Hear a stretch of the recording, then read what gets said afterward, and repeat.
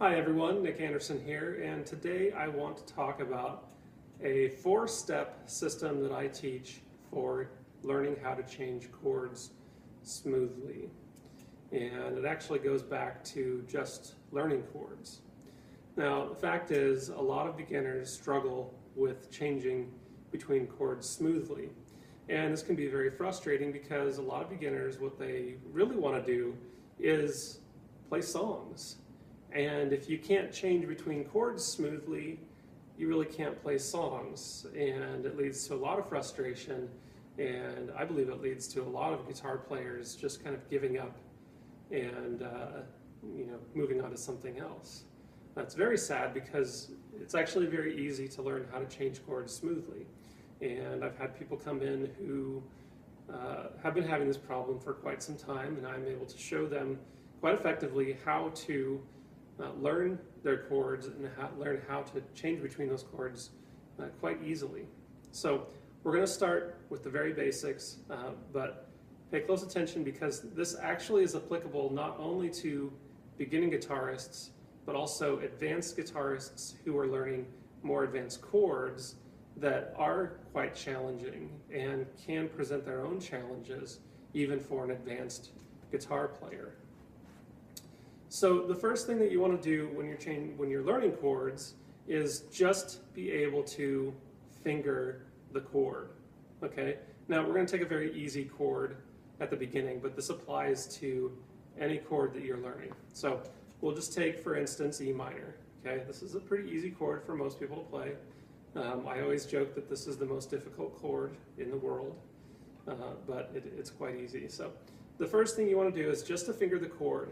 And now I know you can't see where my fingers are, but what I want you to do when you're first fingering the chord is just put the strings down and then release the tension. So your fingers are staying on the strings, but you're not actually pushing the strings down. So that's the first step. Just push it down and release, push it down and release, and do this until you feel comfortable. The next step is actually to take your fingers completely off the strings, but to leave them in the shape of the chord. And you're going to do this very slowly, okay? So you're going to press the chord down, and then you're going to very slowly take your fingers off the chord, maybe about half an inch or less, leaving the fingers in the right shape. And then you're going to put it back down, and then pull it off, and then put it back down, and pull it off. Now if you're doing an E minor, this is going to be fairly easy, but maybe a chord like G is going to be a little bit more of a challenge because you've got three fingers involved and they're a little bit more spread apart. But the goal here is to keep the shape of that chord in your fingers when you lift it off of the strings and then put it back down. Okay. Do that until you're comfortable. The next step is then to take your fingers off the chords and then actually relax your hand. Then you're going to make the shape of the chord and then put it back down on the strings and press down. So you're going to take your fingers off the chord, relax, then you're going to make the shape of the chord again and then put your fingers down. Okay? Now you're going to do this until you feel comfortable. Don't move on until you're comfortable with this. I know this may seem like it's going to be boring, but it is well worth the effort. And like I said before, I've seen people use this to great success in learning how to change chords. Okay, now the next step is where a lot of the progress really comes.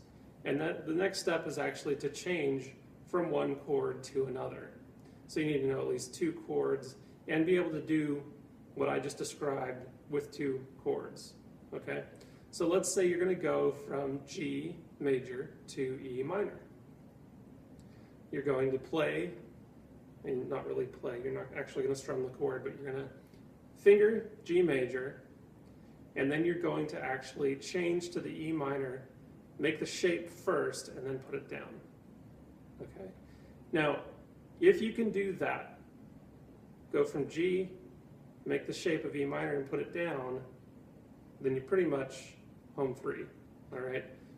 Really the final step is to just change between the chords, and that's really what we're gonna do, or what you should be doing in this final step, is actually just changing between those chords smoothly and easily. Now, if you have any problem, if you see your finger hitting the wrong string, when you change to the next chord, then you probably need to spend a little bit more time on that third step of relaxing your hand, making the shape, and placing them back on the strings.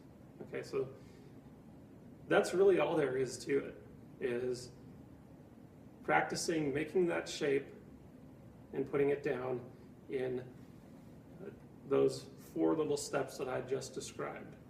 Now, as you learn more chords, you're going to find that some changes are easier than others, and what I recommend doing is write down or just find different songs that you have, so you can either make your own chord progression or you can just find different songs, and when you come across a chord change that's difficult, you apply this method. Now, you may not have trouble playing an E minor, and you may not have trouble playing a B7, but maybe changing from the E minor to the B7 is difficult. So you would just apply that 4th step to that change until it becomes more natural. So I really encourage you to use this method if you know that you have struggles changing chords, or if you know that there are certain chord changes that are difficult for you. Put this into practice, do it every day, and I think you'll see yourself make significant progress in this.